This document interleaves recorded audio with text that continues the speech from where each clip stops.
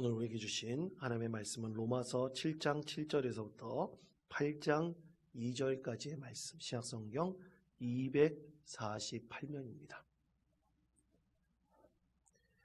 자, 이 말씀을 저와 함께 교독하겠습니다. 제가 먼저 읽겠습니다.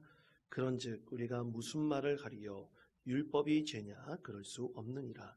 율법으로 말미암지 않고는 내가 죄를 알지 못하였으니 곧 율법이 탐내지 말라 하지 아니하였더라면 내가 탐심을 알지 못하였으리라.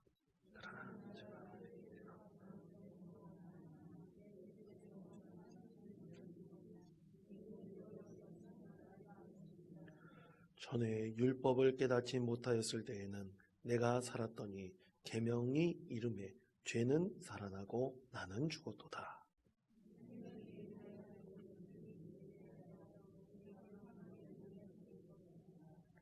죄가 기회를 타서 계명으로 말미암아 나를 속이고 그곳으로 나를 죽였느니라.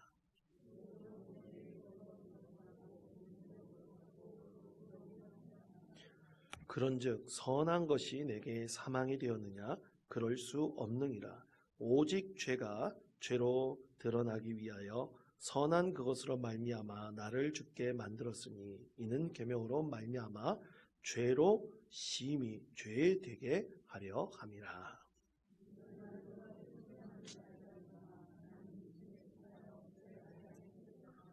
내가 행하는 것을 내가 알지 못하노니 곧 내가 원하는 것은 행하지 아니하고 도리어 미워하는 것을 행함이라.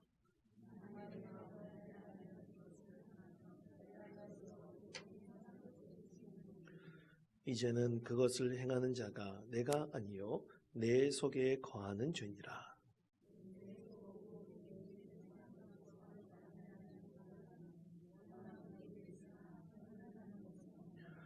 내가 원하는 바 선은 행하지 아니하고 도리어 원하지 아니하는 바 악을 행하는도다.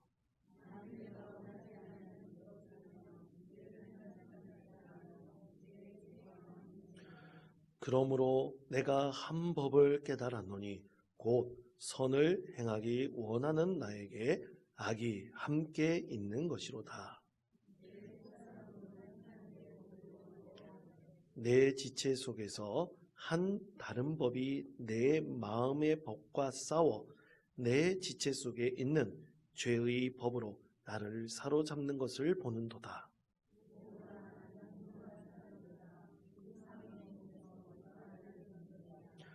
우리 주 예수 그리스도로 말미암아 하나님께 감사하리로다.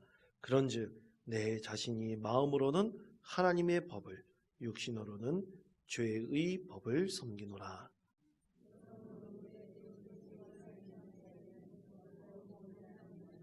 이 절 다 같이 읽겠습니다. 이는 그리스도 예수 안에 있는 생명의 성령의 법이 죄와 사망의 법에서 너를 해방하였습니다. 아멘. 할렐루야. 오늘 율법에서 자유로운 사람이 되려면 이라는 우리 구역 공과에 나오는 제목을 가지고 하나님의 말씀을 나누겠습니다. 여러분 이 로마서의 말씀을 쭉 읽다 보면 좀 어렵습니다. 여러분 로마서의 말씀이 쉽습니까? 어렵습니까? 되게 어려워요, 사실은. 여러분 책은요, 오래된 책일수록 더 쉬울까요? 어려울까요? 오래된 책일수록 더 어렵습니다. 이 문체도 그렇고 또 내용 자체도 굉장히 축약적으로 쓴 게 있기 때문에 굉장히 어려우며 그 과거의 문화를 바탕으로 언어를 사용했기 때문에 알아듣기가 굉장히 어렵습니다. 그럼 성경책은 언제 우리 하나님께서 영감을 주셔서 이 책을 쓰여졌을까요?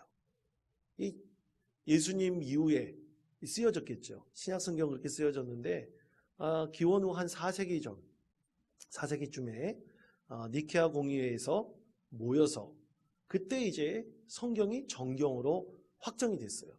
그러니까 모여진 여러 성경의 낙권들이 모여서 이건 진짜 하나님의 말씀입니다. 그렇게 교회에서 회의에서 공인을 했다는 얘기죠. 그래서 정경이 됐어요. 그러니까 지금으로부터 약 1600년 전, 그쵸? 1600년 전이나 1700년 사이에 쓰여진 책이니까 쉽습니까? 어렵습니까? 굉장히 어렵습니다. 그리고 성경은 영적인 언어입니다. 그렇기 때문에 더욱더 이해하기 어려울 때가 있어요. 하나님께서 우리에게 영의 지혜를 주셔서 다 깨닫게 해주시면 얼마나 좋겠습니까? 근데 그렇게 되기 쉽습니까? 어렵습니까? 우리가 아직 그렇게는 부족할 때가 많이 있어요. 그렇지만 말씀을 듣다 보면, 말씀을 조금씩 이해하다 보면 이 성경 말씀에 어떤 통달한 이 통으로 우리가 이해할 때가 분명히 오게 될 겁니다. 그러니까 성경을 여러분은 꼭 읽고 성경 말씀을 잘 듣고 그리고 말씀을 자주 접할 수 있을 때 우리 말씀의 진정한 의미를 여러분이 언젠가는 분명히 깨닫고 이해할 그때가 분명히 오게 될 것입니다. 자, 오늘 말씀도 굉장히 쉽지는 않아요. 어렵습니다. 예전에 제가 본 영화 중에 한번 소개시켜 드린 적이 있는 것 같은데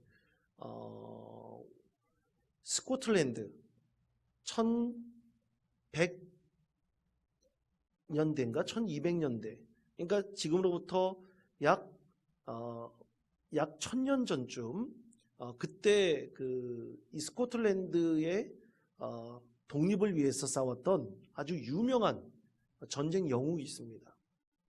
스코틀랜드 사람들은 그를 성스러운 영웅이라 그래서 성웅이라고 칭하기도 하는데요. 윌리엄 월리스라고 하는 유명한 장수가 있습니다. 그를 대상으로 만든 영화가 브레이브 하트라는 아주 유명한 영화가 있어요. 그의 일대기를 다룬 영화입니다. 근데 제 뇌리 속에 아직도 떠나지 않는 그 영화의 마지막 장면이 있어요. 윌리엄 월리스가 죽게 되거든요. 나중에 그 형틀에 매달려가지고 온몸이 찢기고 또 그 영화 내용에 보면 창자가 다 까발려지는 엄청난 형벌을 받고 죽는데 그 죽는 마지막 장면에서 그가 외치는 한마디가 있어요. 프리덤! 그렇게 외칩니다. 영어로는. 프리덤이 뭡니까? 자유라는 뜻이에요. 그 자유라는 것을 외치다가 죽어요. 여러분, 우리 인간의 역사를 각 나라 민족의 역사들을 쫙 뒤집어 보면 이 자유 때문에 이 자유가 대체 뭐라고 이 자유 때문에 스스로를 희생하고 죽는 사람들이 굉장히 많았습니다. 우리나라 역사 가운데도 있지 않습니까? 최근에 테러리스트 김구라는 책을 쓴 사람이 있다 그러더라고요. 어떤 나라의 역사의 관점에 따라서 김구 선생님이 테러리스트가 될 수 있다는 것은 우리 민족으로 봤을 때는 경악스러운 얘기입니다. 근데 그는 민족의 독립을 위해서 참 애썼던 분이죠. 민족의 어떻게 보면 높임 추행받아야 될 민족의 독립 열사라고 할 수 있습니다. 근데 그도 무엇을 위해서였습니까? 민족의 독립이라는 것은 민족의 자유를 위해서 싸운 거잖아요. 사실 자유를 위해서 그 자유라는 것이 뭐길래 수많은 사람들이 이 자유를 위해서 희생을 하고 스스로 목숨을 내어놓는 사람들 참 많이 있어 왔습니다. 여러분은 자유를 위해서 혹시 누가 희생하라 그러면 희생할 자신 있으십니까? 쉽지 않아요. 근데 그 자유를 위해서 희생한 사람들이 너무나 많아요. 그러면 왜 사람이 자유를 위해서 그렇게 스스로를 희생하고 자기 목숨까지 내어놓는 사람들이 많이 있었을까요? 여러분, 하나 여쭤보겠습니다. 사람은 태초에 창조되었을 때 자유로운 존재였습니까? 아니면 구속당해 있는 존재였습니까? 자유로운 존재였습니까? 아니었습니까? 자신 있게 얘기해 보세요. 틀려도 괜찮습니다. 정답이 없습니다. 자유로운 존재였다. 그럼 왜 자유로운 존재였는지 그 이유를 알아야 될 거 아니에요. 왜 자유로운 존재였을까요? 여러분, 인간에게 있어서 하나님께서 창조하실 때 인간에게 있어서 한 가지 모든 창조물과 다른 특징이 하나 있어요. 그게 뭡니까? 하나님의 형상을 따라 창조됐다는 거예요. 하나님의 형상을 따라 창조됐다는 것은 바로 인간의 자유를 말합니다. 인간이 가지고 있는 자유예요. 하나님의 형상의 핵심은 자유예요. 왜냐하면 하나님은 어떤 존재이십니까? 하나님은 스스로 존재하시는 분이라고 했어요. 출애굽기 3장 14절 말씀입니다. 출애굽기 3장 14절 말씀 제가 읽겠습니다. 하나님이 모세에게 이르시되 나는 스스로 있는 자이니라. 또 이르시되 너는 이스라엘 자손에게 이같이 이르기를 스스로 있는 자가 나를 너희에게 보내셨다 하라. 아멘. 하나님은 그래서 스스로 있는 자가 하나님의 이름입니다. 성경 말씀에 이 스스로 있는 자라는 게 하나님의 이름이에요. 그럼 스스로 있는 자가 구속당할 수 있겠습니까? 그럴 수 없어요. 자유로운 존재예요. 그런데 그 자유로운 우리 하나님의 형상을 닮은 인간은 애초부터 무슨 존재였습니까? 자유로운 존재였어요. 구속당해 있는 존재가 아니었어요. 그래서 인간은 이 자유로운 존재로 사실은 창조되었지만 그 자유로운 존재를 우리 인간이 스스로 잃어버린 것이죠. 이 4세기 초대교회의 성자로 추앙받았던 고백록의 주인공 성 어거스틴, 아우구스티누스라고도 얘기하죠. 성 어거스틴은 인간의 자유, 인간의 선, 또 인간의 하나님의 형상을 닮은 것, 그것에 대해서 그는 이렇게 표현을 했습니다. 화면을 한번 보시기 바랍니다. 화면에 있는 것을 우리 다 같이 한 목소리 읽겠습니다. 하나님의 선을 행하고자 하는 그 자유의지를 인간의 영혼이라고 한다. 인간의 영혼이라고도 한다. 아멘. 그러니까 인간의 자유의지가 뭐예요? 인간의 사실은 영혼, 하나님을 닮은 그 형상의 부분을 말하는 것이죠. 그래서 인간의 영혼은 자유로워야 돼요. 그런데 인간의 영혼이 자유롭지 못하고 구속당하는 것은 과연 온당한 것입니까? 그렇지 않습니다. 하나님의 뜻은 자유예요. 그렇기 때문에 지금까지 수많은 사람들이 자유를 위해서 스스로 희생하기도 하고 자유를 위해 싸워왔던 것이죠. 그래서 자유라는 것은 하나님의 형상과 아주 닮아있는 인간이 추구해야 될 가장 본선 중에 하나다라고 말할 수 있습니다. 그런데 여기서 의문점이 있어요. 그러면 이 하나님의 형상이 곧 자유를 말한다면 인간의 본성과 그럼 하나님의 본성의 관련 완전히 똑같이 일치할까요? 일치하지 않을까요? 여러분 어떻게 생각하십니까? 일치하지 않습니다. 그럼 왜 일치하지 않습니까? 이유는 하나예요. 우리는 인간으로서 하나님의 피조물이지 않습니까?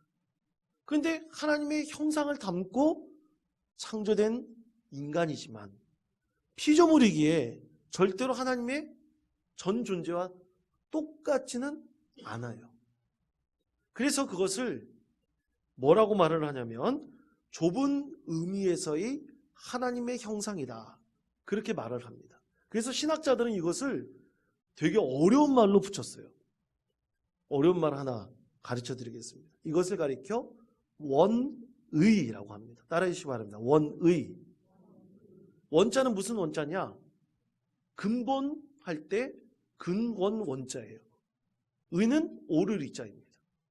그러니까 인간의 가장 본래적인 근원은 하나님의 형상을 닮았는데 그것은 뭡니까? 자유 자체를 말하고 있죠. 그래서 성 어거스틴은 이 인간의 원의, 본래의 그 의로운 모습, 그것에 대해서 네 가지로 그는 이렇게 설명을 했어요. 첫째는 창조 때 인간은 완전한 존재로 창조되었다. 이 완전하다 보니까 온전한 존재죠. 왜 온전한 존재냐면 그때는 인간이 죄가 있었어요, 없었어요? 죄가 없었습니다. 그러니까 하나님의 형상을 닮은, 세 번째 보면 하나님의 형상을 닮은 모습이라는 거죠. 그래서 인간에게는 자유의지가 있었고 도덕적으로 어떻게 보면 완전했었습니다. 그리고 죄가 들어오기 전의 상태였기 때문에 타락하기 전의 상태였다. 이렇게 성호 어거스틴은 네 가지로 인간의 가지고 있는 원인에 대해서 설명을 했어요. 그런데 인간이 어떻게 됐습니까? 죄로 인해서 뭐 됐어요? 구속당했습니다. 그래서 우리 268장 찬송 부를 때 1절이 뭐예요? 죄에서 자유를 얻게 함은 보혈의 능력, 뒤로 따라해 주시면 보혈의 능력 중의 보혈 이거잖아요. 그렇죠? 그렇죠? 그러니까 예수님의 보혈로 우리는 구속당해서 있던 이 죄의 굴레에서 어떻게 된 거예요? 벗어난 겁니다. 이것이 하나님의 형상의 본래의 모습을 잃어버린 죄로 인해 두 손 두 발이 꽉 묶인 구속당한 인간의 모습이었는데 주님의 보혈로 우리는 그 죄에서 결박이 풀리게 되었다라는 것을 성경 전체에서 우리에게 말씀하고 있는 것이죠. 그러면 우리 그리스도인들은 이 세상 살면서 뭐를 추구해야 됩니까? 사람이 가지고 있는 하나님의 형상, 자유, 그 원의, 이 본성을 어떻게 해야 돼요? 회복해야 되는 거예요. 신앙생활이 그거예요, 여러분. 신앙생활이 다른 게 아닙니다. 신앙생활은 내가 하나님의 잃어버렸던 그 형상, 그것을 회복하는 거예요. 그럼 어떻게 그 형상을 회복할 수 있는가? 오늘 성경에서는 그 세 가지를, 회복하기 위해 세 가지를 말씀합니다. 첫 번째, 저를 따르시기 바랍니다. 죄인임을 깨달아야 합니다. 죄인임을 깨달아야 합니다. 자, 그렇습니다.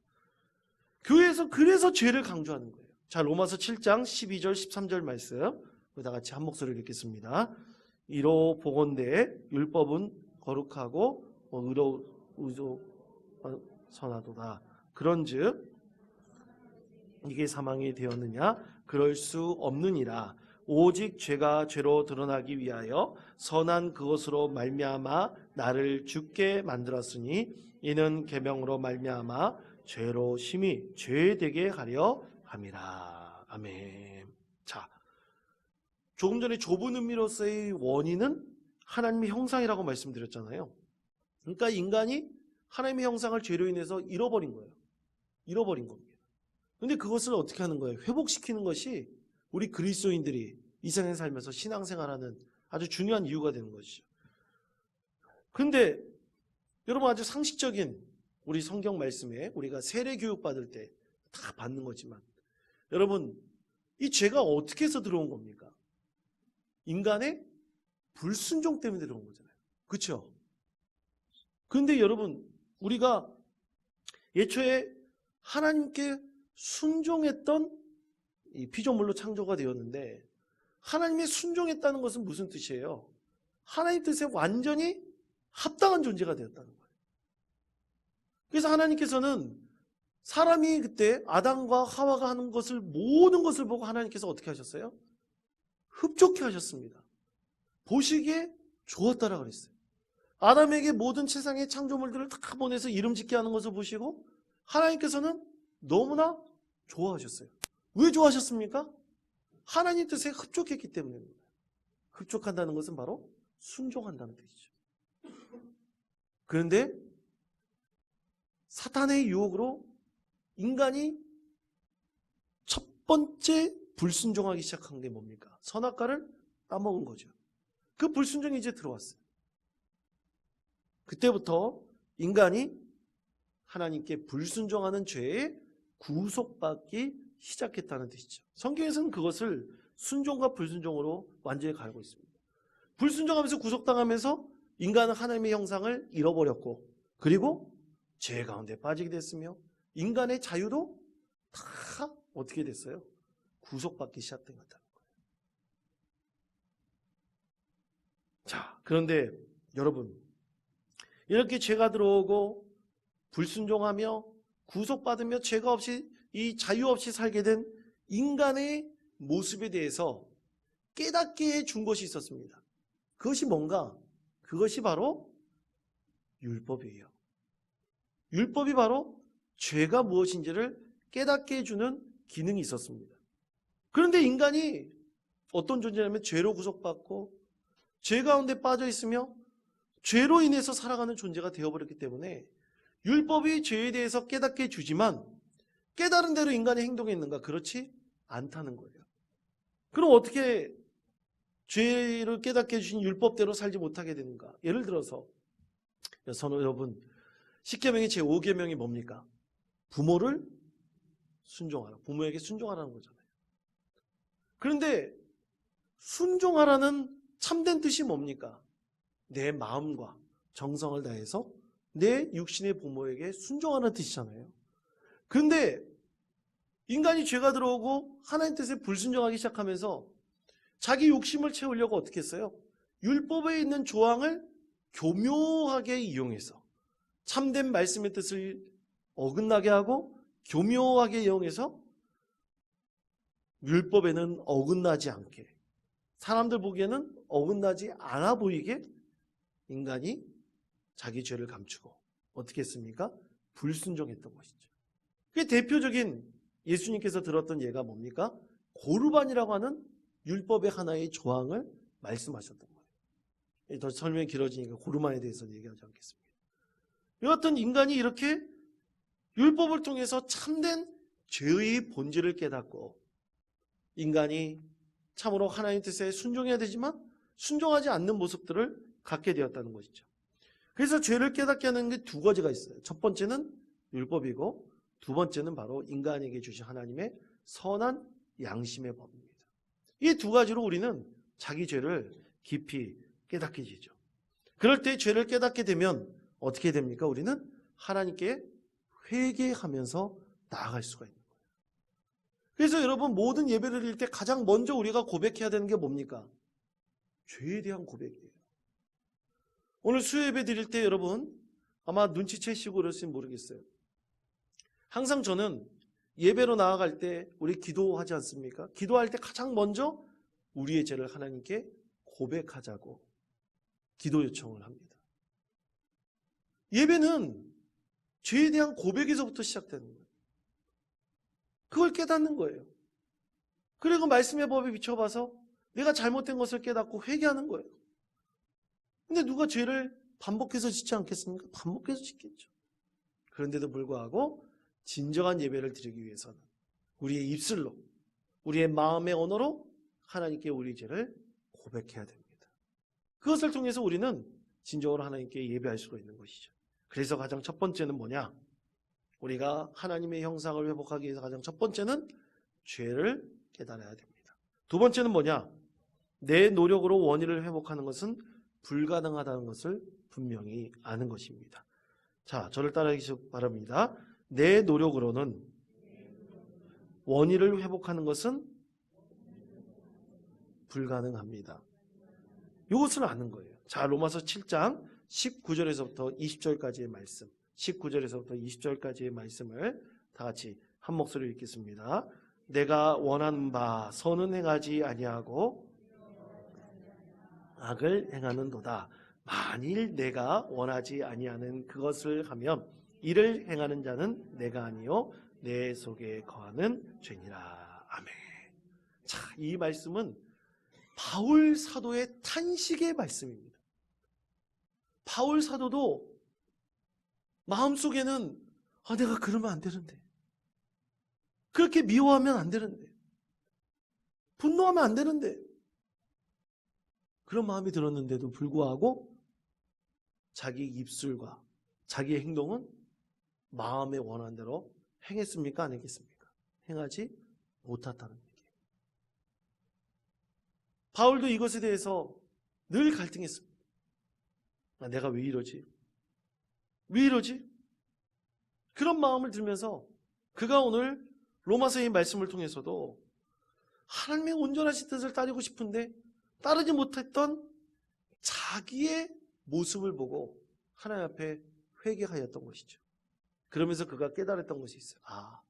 절대로 내 의지를 가지고는, 내 노력을 가지고는 죄에서 벗어날 수가 없구나. 내 마음 하나를 주체할 수도 없는데, 내 마음에 드는 생각을 내가 마음대로 할 수 없는데 어떻게 내가 이 죄의 굴레에서 벗어날 수 있겠는가? 그는 그렇게 탄식하였던 것입니다. 사랑하는 성도 여러분, 우리 스스로는 아무리 노력해도 죄에서 벗어날 수가 없습니다. 그래서 여러분, 우리가 불교하고 기독교가 가장 큰 차이가 뭐 있습니다. 불교는 스스로 깨달음을 얻으면 자기가 뭐가 된다는 거예요? 부처가 된다는 거잖아요. 부처가 된다는 거예요.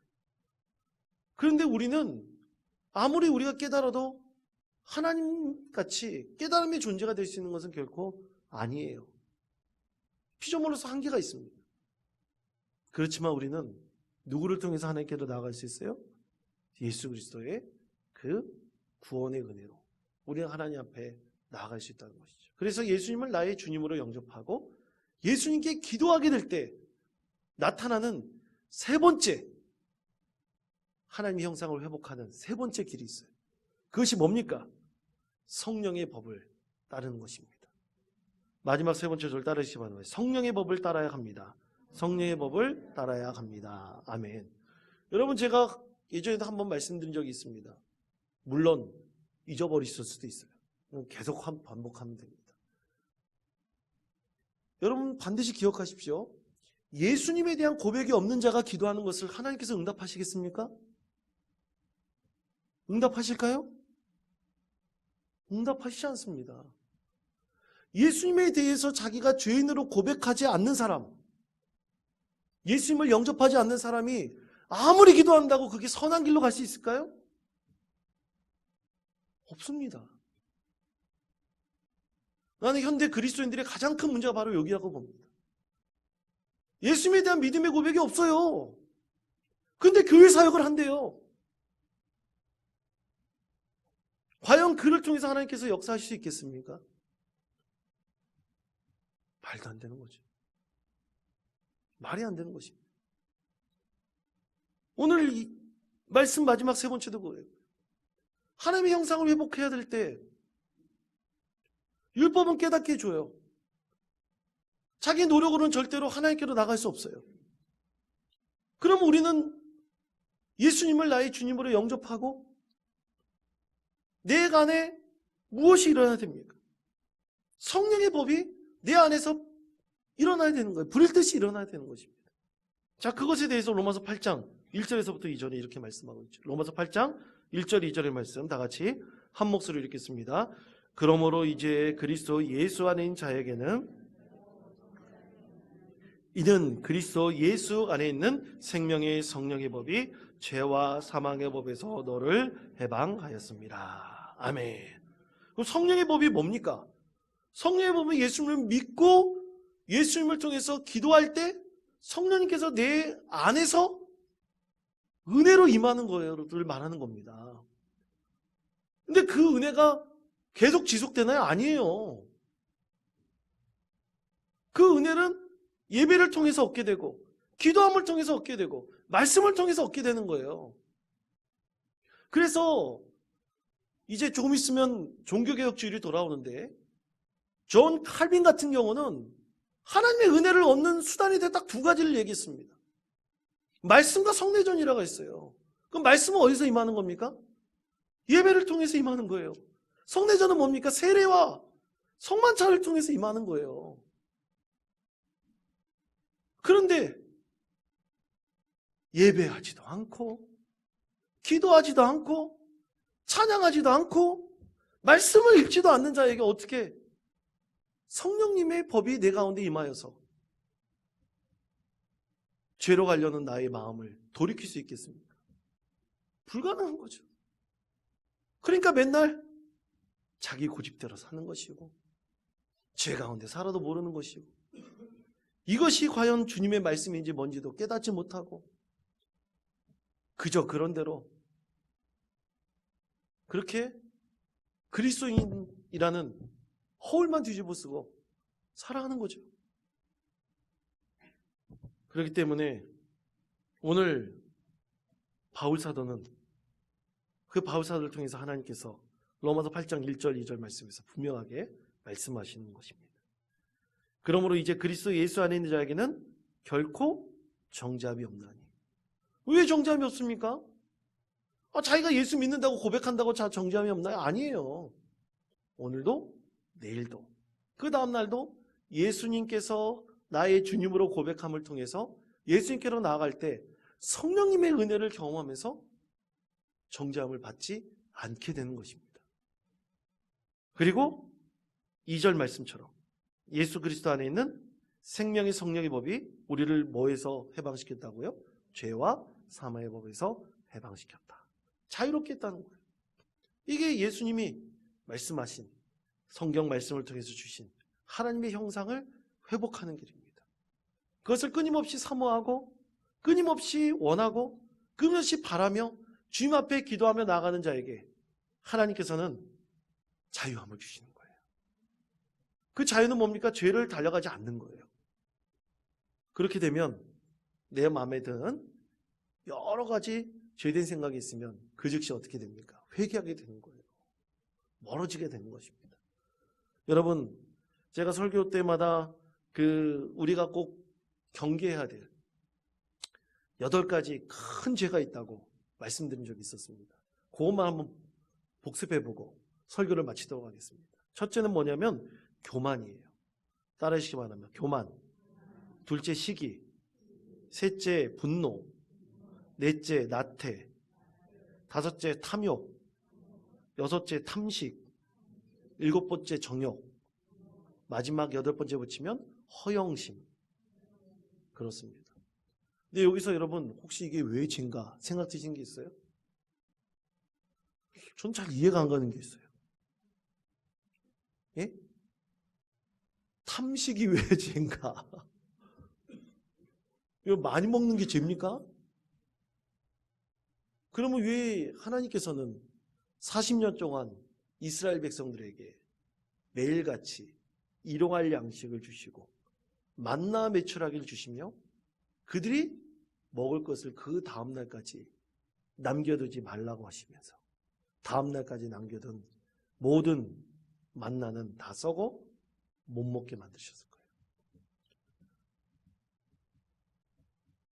많이 먹게 되면 될수록 많이 취하게 될수록 우리는 더 다고다고하게 되고 그리고 더 병 들어가는 것을 모르게 되는 것입니다.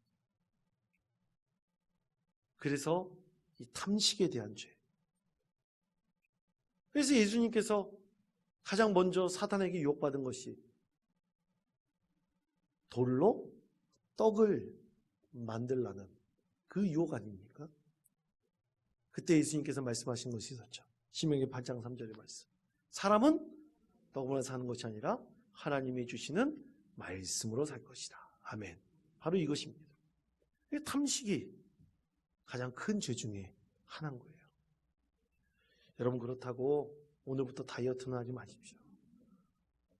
그거는 탐식하고 관계없어요.